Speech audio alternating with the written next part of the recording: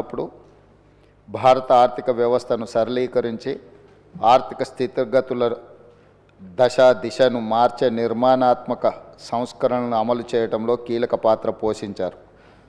ప్రపంచీకరణ, సరళీకరణ, ప్రైవేటీకరణ విధానాలతో అంతర్జాతీయ స్థాయిలో భారత ఆర్థిక వ్యవస్థను సుస్థిరంగా నిలబడేలా చేయగలిగారు.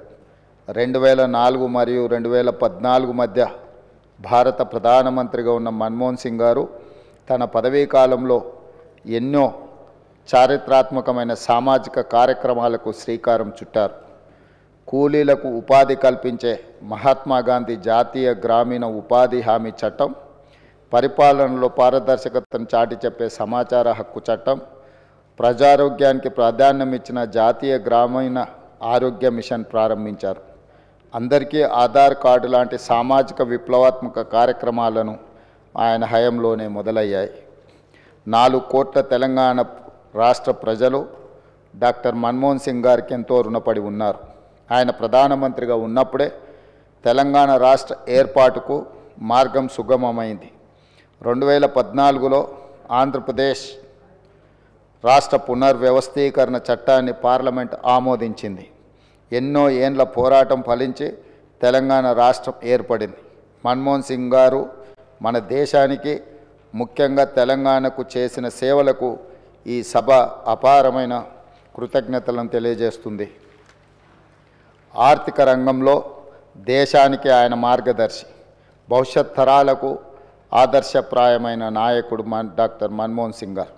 ఆధునిక భారతదేశాన్ని ప్రపంచ స్థాయిలో మేటి దేశంగా నిలబెట్టేందుకు ఆయన చూపిన దార్శనికత, ఆయన చేసిన కృషిని అందరూ గుర్తుంచుకోవాలి, భావితరాలు స్మరించుకోవాలి. భారత మాజీ ప్రధాని డాక్టర్ మన్మోహన్ సింగ్ గారికి అత్యున్నత పురస్కారం భారత రత్నను ప్రదానం చేయాలని కేంద్ర ప్రభుత్వాన్ని కోరుతూ ఈ సభ తీర్మానం చేస్తుంది. అధ్యక్ష, డాక్టర్ మన్మోహన్ సింగ్ గారి గురించి ఈ దేశంలో ప్రతి యువకుడికి, ప్రతి రైతుకు, ప్రతి పేదవాడికి మనం ప్రత్యేకంగా చెప్పవలసిన అవసరం లేదు. ఎందుకు అంటే ఈ దేశంలో ఎల్పిజి లిబరలైజేషన్, ప్రైవేటైజేషన్, గ్లోబలైజేషన్ సరళీకృత ఆర్థిక విధానాలను తీసుకొచ్చి ప్రపంచంతోనే పోటీ పడే విధంగా మన భారతదేశాన్ని తీర్చిదిద్దడంలో మన తెలంగాణ బిడ్డ పివి నరసింహారావు గారు ప్రధానమంత్రిగా ఉన్నప్పుడు ఆర్థిక మంత్రిగా వారు వేసిన పునాదులు ఈరోజు భారతదేశం ప్రపంచ దేశాలతో పోటీ పడడానికి పూర్తి స్థాయిలో మనం పోటీ పడుతున్నాము అని అంటే ఆనాడు డాక్టర్ మన్మోహన్ సింగ్ గారు తీసుకున్న నిర్ణయాలు. అదేవిధంగా అధ్యక్ష, ఈరోజు ప్రపంచమే గర్వించదగ్గ ఆర్థికవేత్త, ఈ ఆర్థికవేత్త ఈ దేశం కోల్పోవడం అనేది మనకు తీరని లోటు. ఈ లోటు వారి కుటుంబానికే కాదు, యావత్ దేశానికి, ప్రపంచానికే ఒక గొప్ప తత్వవేత్త, ఆర్థికవేత్త, గొప్ప నాయకుడిని కోల్పోవడం జరిగింది.